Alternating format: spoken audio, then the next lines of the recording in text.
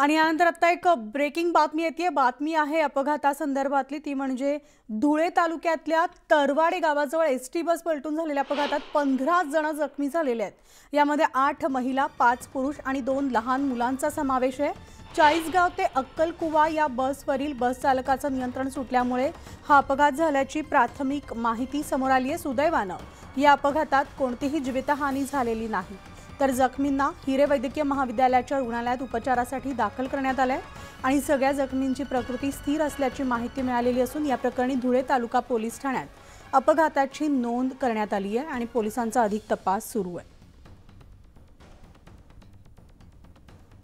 आणि याविषयी आपण सविस्तर अपडेट जाणून घेणार आहोत। आमचे प्रतिनिधी दीपक बोरसे आपल्या सोबत आहेत। दीपक, मनाली, आज हा सकाळी चाळीसगाव धुळे महामार्गावरती हा अपघात झालाय। खरं तर धुळे चाळीसगाव औरंगाबाद महामार्गाचं काम सुरू आहे आणि याच महामार्गावरती चाळीसगावहून अक्कलकुव्याच्या दिशेने येणारी जी बस आहे तिचा तरवाडे गावाजवळ भीषण असा अपघात झालेला आहे। वाहकाचं बसवरील नियंत्रण सुटल्यामुळे ही गाडी रस्त्याच्या कडेला जाऊन पलटली आणि त्या अपघातामध्ये तब्बल 15 लोक जे आहेत ते जखमी झालेले आहेत। या जखमींमध्ये साधारणतः 8 महिलांचा समावेश आहे, 2 लहान मुलं देखील यात आहेत।